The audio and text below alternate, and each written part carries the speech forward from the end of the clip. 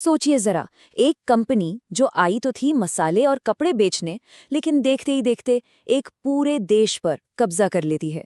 जी हाँ, ये कहानी है ईस्ट इंडिया कंपनी की। एक ऐसी कहानी जिसने सिर्फ 100 सालों के अंदर भारत का नक्शा हमेशा हमेशा के लिए बदल कर रख दिया। ये सिर्फ सत्ता की कहानी नहीं है, ये कहानी है एक पूरे उप महाद्वीप के बदल जाने की। तो सवाल ये उठता है कि आखिर ये हुआ कैसे, है ना? मतलब व्यापारियों के हाथ में तलवारें और तख्त ये कैसे आ गए? चलिए आज इसी सवाल की तह तक चलते हैं और इस पूरी कहानी को समझते हैं। तो शुरुआत होती है व्यापार से इलाके तक के सफर की। देखिए, हर बड़ी कहानी की तरह ये भी एक बहुत ही कह सकते हैं साधारण शुरुआत थी। कंपनी भारत में आई तो थी सिर्फ पैसा कमाने, लेकिन यहाँ आकर उन्होंने क्या देखा? उन्होंने देखा कि भारत की जो सबसे बड़ी ताकत थी, मुगल साम्राज्य, वो कमजोर पड़ रहा था, बिखर रहा था। और जो छोटे मोटे स्थानीय शासक थे वो आपस में ही लड़ने में लगे हुए थे। बस यहीं से उनकी नीयत बदल गई। उन्हें व्यापार से कहीं ज्यादा बड़ा खजाना नजर आ गया, और वो था सत्ता। और इसके बाद तो जो हुआ वो वाकई किसी तूफान से कम नहीं था। सोचिए, सिर्फ 7 सालों के अंदर अंदर 1757 में प्लासी की लड़ाई, फिर 1764 में बक्सर की लड़ाई। इन 2 जीतों ने कंपनी को बंगाल का कह लीजिए बेताज बादशाह बना दिया। लेकिन असली खेल तो अभी बाकी था। असली खेल शुरू हुआ 1765 में, जब उनके हाथ लगी एक ऐसी चाबी जिसने भारत के खजाने के दरवाजे ही खोल दिए। और वो चाबी थी दीवानी। तो ये दीवानी आखिर थी क्या चीज? देखिए, ये सिर्फ टैक्स वसूलने का कोई लाइसेंस नहीं था। नहीं, बिल्कुल नहीं। ये तो एक तरह का ऐलान था कि अब व्यापारी ही शासक हैं। रातों रात कंपनी के पास बंगाल, बिहार और उड़ीसा की दौलत का सीधा कंट्रोल आ गया। अब मजे की बात देखिए, उन्हें ब्रिटेन से पैसा लाने की जरूरत ही खत्म हो गई। अब तो भारत का ही पैसा भारत को ही गुलाम बनाने के काम आ रहा था। तो अब आते हैं अगले पड़ाव पर, शासन की जंजीरें और कैसे लंदन ने बागडोर अपने हाथ में ली। अब जरा सोचिए, जब एक मामूली सी कंपनी इतनी ज्यादा ताकतवर हो जाए कि वो देशों पर राज करने लगे, तो उसके मालिक यानी लंदन में बैठी ब्रिटिश सरकार, वो भी तो घबराएगी ना। उन्हें डर लगने लगा कि ये जो व्यापारी राक्षस है, ये कहीं उनके कंट्रोल से ही बाहर ना निकल जाए। तो सबसे बड़ा सवाल ये था कि भाई इस पर लगाम कैसे कसी जाए।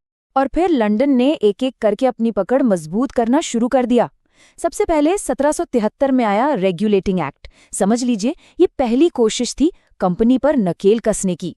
फिर 1784 में आया पिट्स इंडिया एक्ट। इसने तो सीधा सीधा कंपनी के ऊपर लंदन से एक बॉस बिठा दिया, जिसे बोर्ड ऑफ कंट्रोल कहते थे। और आखिर में 1813 और 1833 के चार्टर एक्ट्स ने तो कंपनी के व्यापार करने के पंख ही काट दिए। अब वो सिर्फ नाम की कंपनी थी, असल में तो वो एक कठपुतली बन चुकी थी, जिसकी सारी डोरियां लंदन के हाथों में थी। ठीक है, तो अब कंट्रोल तो लंदन के हाथ में आ रहा था, लेकिन भारत को चलाना कैसे था? मेरा मतलब है, लंदन से सिर्फ आदेश देना एक बात है, पर भारत जैसे इतने बड़े और इतने विविध देश पर हुकूमत करना वो बिल्कुल दूसरी बात है। इसके लिए अंग्रेजों ने एक जबरदस्त सिस्टम बनाया, एक ऐसा सिस्टम जो ऊपर से लेकर नीचे तक कंट्रोल की एक मजबूत जंजीर जैसा था। तो ये ढांचा कैसा था?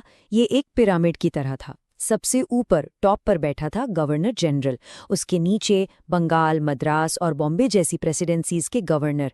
लेकिन इस पूरे पिरामिड की जो नींव थी ना, जो सबसे मजबूत पत्थर था, वो था जिले का कलेक्टर। अरे वही सरकार था, वही जज था और वही पुलिस भी।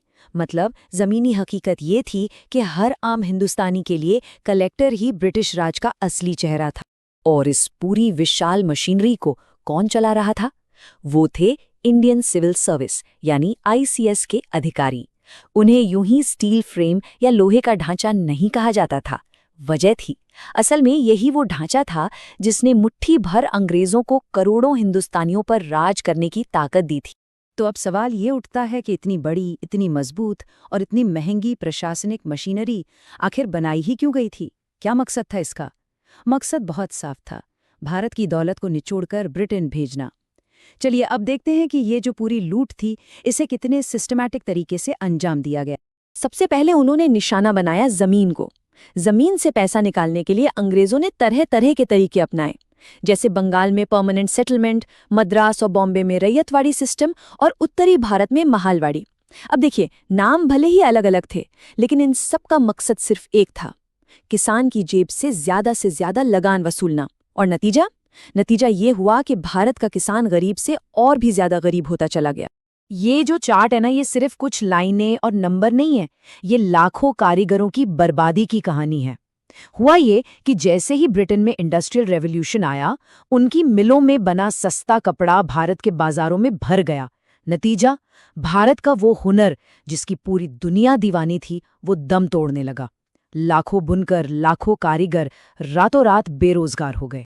असल में हुआ ये कि भारत की पूरी अर्थव्यवस्था का इंजन ही बदल दिया गया। अब भारत खुद माल बनाने वाला देश नहीं रहा। उसका काम बस इतना रह गया था कि वो ब्रिटेन की मिलों के लिए कच्चा माल जैसे कि कपास, जूट, नील ये सब पैदा करें और फिर उन्हीं मिलों में बने तैयार माल को खरीदें। मतलब एक पूरी तरह से एक तरफा सौदा। अच्छा, रेलवे की कहानी भी कुछ ऐसी ही दिलचस्प है। कहा तो ये गया कि रेलवे भारत को मॉडर्न बनाने के लिए, देश को जोड़ने के लिए लाई जा रही है, लेकिन इसका असली मकसद वो कुछ और ही था। पहला मकसद था देश के कोने कोने से कच्चा माल बंदरगाहों तक तेजी से पहुंचाना, और दूसरा, अगर कहीं कोई बगावत या विद्रोह हो तो वहां फौरन सेना को भेजना। तो ये जो रेल की पटरियां थीं, ये न से भारत को जोड़ने के लिए नहीं, बल्कि उसे और कसकर जकड़ने के लिए बिछाई गई थी। ये जो पूरा का पूरा सिस्टम था, इस पूरी प्रक्रिया को दादा भाई नौरोजी ने एक नाम दिया था, धन का निष्कासन, या अंग्रेजी में कहें तो ड्रेन ऑफ वेल्थ। इसका सीधा सा मतलब ये था कि भारत की दौलत, भारत का पैसा लगातार इंग्लैंड भेजा जा रहा था। इससे हुआ क्या? इससे भारत में तरक्की के लिए पैसा ही नहीं बचा और देश गरीब होता चला गया। तो अब हम पहुंचते हैं कहानी के उस मोड़ पर जहां कंट्रोल का नतीजा सामने आता है, बगावत और ताज का शासन। देखिए, जब जुल्म और शोषण की हद हो जाती है तो क्या होता है? एक विस्फोट होता है। दशकों से जो गुस्सा लोगों के अंदर दबा हुआ था, वो अब उबलने को बिल्कुल तैयार। और वो विस्फोट हुआ 1857 में। देखिए, 1857 का जो विद्रोह था, वो कोई एक दिन में हुई घटना नहीं थी। नहीं, ये तो 100 सालों से जो बारूद जमा हो रहा था ना, उसमें लगी एक चिंगारी थी। ये गुस्सा था हर उस किसान का, हर उस कारीगर का, हर उस सैनिक का जिसे लूटा गया था, जिसका अपमान किया गया था। इस बगावत की आग ने ब्रिटिश साम्राज्य की जड़ें हिलाकर रख दीं। लंदन में बैठे जो बड़े बड़े हुक्मरान थे, उन्हें ये बात साफ समझ में आ गई कि भाई, भारत को संभालना अब एक कंपनी के बस की बात नहीं रही। और बस यहीं पर ईस्ट इंडिया कंपनी का खेल खत्म हो गया। और यहीं से 1858 से भारत में शुरू हुआ ब्रिटिश राज का सीधा शासन। यानी अब भारत ऑफिशियली ब्रिटिश ताज की एक कॉलोनी था। गवर्नर जनरल का पद भी बदल दिया गया। अब वो कहलाने लगा वाइसरॉय, मतलब सीधा महारानी का नुमाइंदा। तो कह सकते हैं कि व्यापारी का राज खत्म हुआ और साम्राज्य का राज शुरू हुआ। और यहीं पर ये कहानी एक बहुत ही दिलचस्प मोड़ लेती है। सोचिए, जिस सिस्टम ने, जिस औपनिवेशिक व्यवस्था ने भारत को गुलाम बनाया, उसका आर्थिक शोषण किया, उसी व्यवस्था ने अनजाने में ही सही उन ताकतों को भी जन्म दे दिया जो आगे चलकर भारत की आज़ादी का कारण बनी। इसी शोषण और दमन ने ही तो भारतीय राष्ट्रवाद की भावना को जगाया। एक ताकतवर ख्याल है ये सोचने के लिए, है ना?